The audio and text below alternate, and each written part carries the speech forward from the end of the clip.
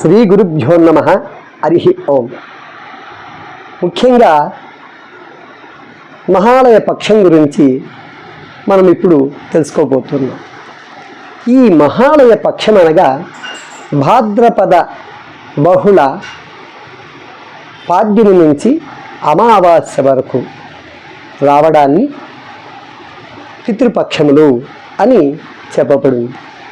ముఖ్యంగా ఈ పితృపక్షములు అనగా పితృదేవతలను ఆరాధించడం మన కర్తవ్యం, మన విధి. ముఖ్యంగా ప్రతి హిందువు కూడా ఏదో ఒక నోము, వ్రతము, తపస్సు, పూజలు, పునస్కారాలు ఇవన్నీ కూడా ఆచరణ చేస్తూ ఉంటాడు. ఇవన్నీ ఒక ఎత్తు అయితే కావచ్చు, కానీ ముఖ్యంగా పితృ కార్యక్రమం అనడం చాలా గొప్ప విషయం. ఈ పితృ కార్యక్రమం చేయడం చాలా ఉత్తమమైంది. నోములు వ్రతాలు చేసినా వదిలివేసినా కూడా దోషం లేదు, కానీ పితృపక్షాలు వదిలితే చాలా దోషమని మనకు శాస్త్రంలో చెప్పబడి ఉంది.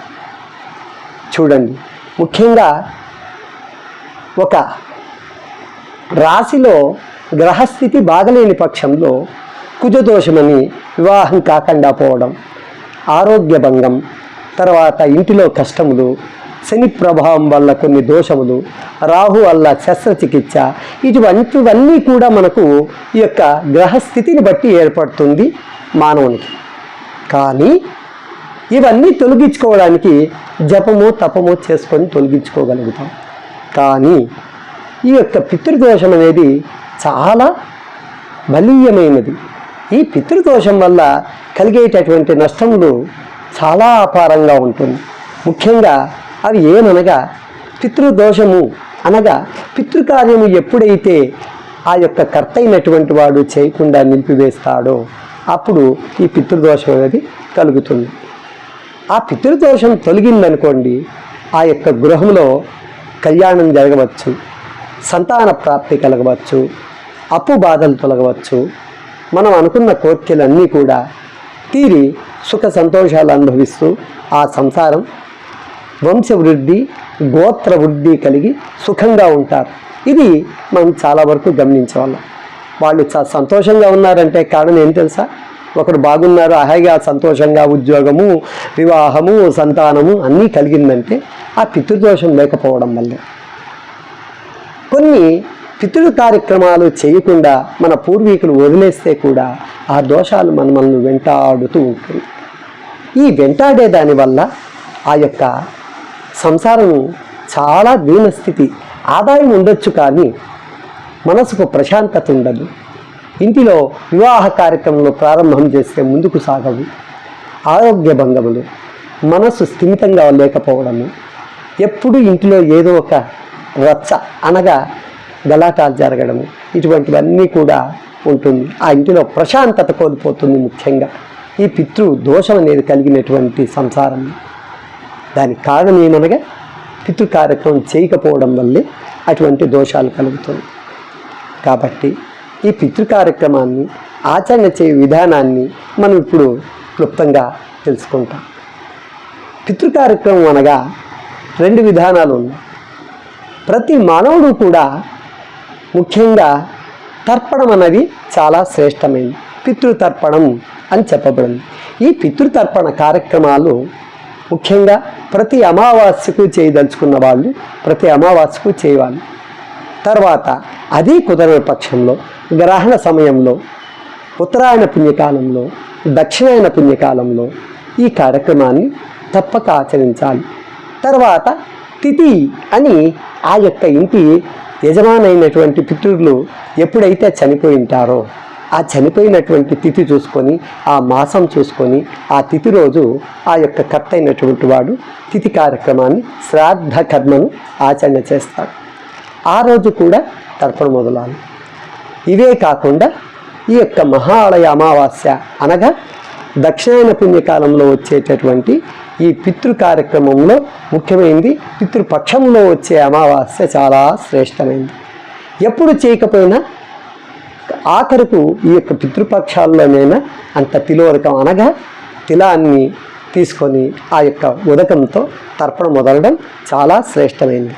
ఈ పితృతర్పణం ఏ విధంగా చేయాలంటే పితుః పితామహ ప్రపిత, తర్వాత మాతుః మాత మాతామహీనం, ఇట్లా 3 వర్గములు, ఇట్లా 3 వర్గములు తెలిస్తే ఇట్లు 7 వర్గములు, అట్లు 7 వర్గములు కూడా తర్పణాన్ని వదలవచ్చు. ఇదియే కాక గురువునకు, తర్వాత మనకు సఖులుగా ఉన్నటువంటి వారికి, తరువాత ఈ యొక్క స్నేహితులకు అందరికీ కూడా ఈ తర్పణం అనేది వదలడం చాలా ముఖ్యమైనది.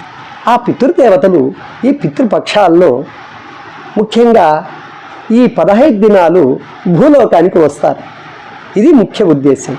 ఎప్పుడైతే పితృదేవతలు భూలోకానికి వచ్చి ఆ గృహమునందు ఆ యొక్క కర్త అయినటువంటి వాడు ఈ తిలోదకాన్ని ఇవ్వకపోతే వాళ్ళు మనసు బాధపడ్డము, ఇక్కడి నుంచి ఆ వంశం కోసమా మనం ఇంత కష్టపడ్డం, ఇంత బాధపడడం, వాళ్ళు మనల్ని ఈ విధంగా శాపించడము, వెళ్ళిపోవడం వల్ల ఆ పితృదోషం అనేది కలుగుతుంది.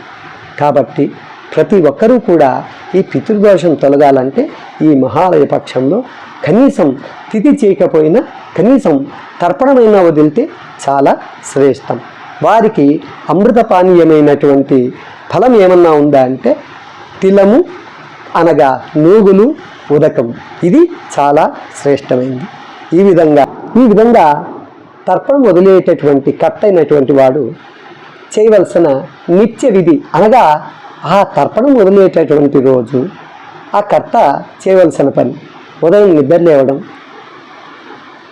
స్నాన సంధ్య అనుష్ఠానాలు అన్నీ కూడా చేయడం, తర్వాత ఉపవాసం ఉండడం, ఒట్టి తలకు స్నానం చేయాలి.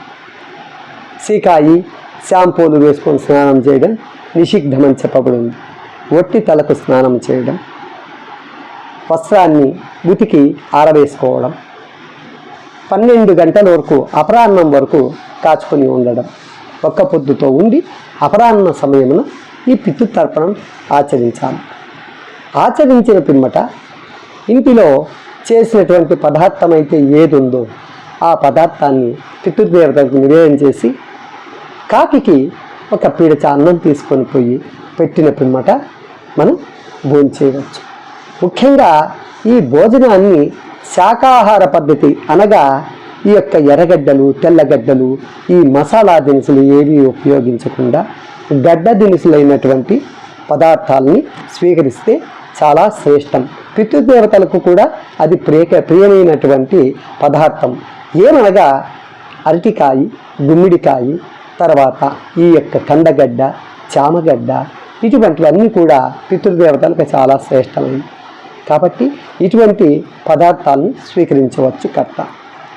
రాత్రి పొద్దున ఉపవాసం ఉండలేనటువంటి వాళ్ళు ఏదైనా పలహారం తీసుకోవచ్చు, దోషం లేదు. కానీ రాత్రి తిరిగి భోజనం చేయడం అనేది నిషిద్ధంగా చెప్పబడింది. మాధ్యాహ్నికం తర్పణం వదిలారే, ఆ తర్పణం వదిలినటువంటి జలాన్ని ఎక్కడన్నా నదీ ప్రవాహంగా ప్రవహిస్తున్నటువంటి ఈ యొక్క నదిలో ఆ యొక్క తర్పణం వదిలినటువంటి నీరుని అంటే నూగులు నీళ్లను ఆ యొక్క నదీ తీరంలో వదలాలి. అది కుదరని పక్షంలో తటాకమనగా బావిలో వదలవచ్చును, లేని పక్షంలో చెరువులో వదలవచ్చును. ఆ యొక్క నూగులు మొలక రారాదని చెప్పబడి ఉంది. కావున ఈ యొక్క నియమాన్ని తప్పక పాటించండి.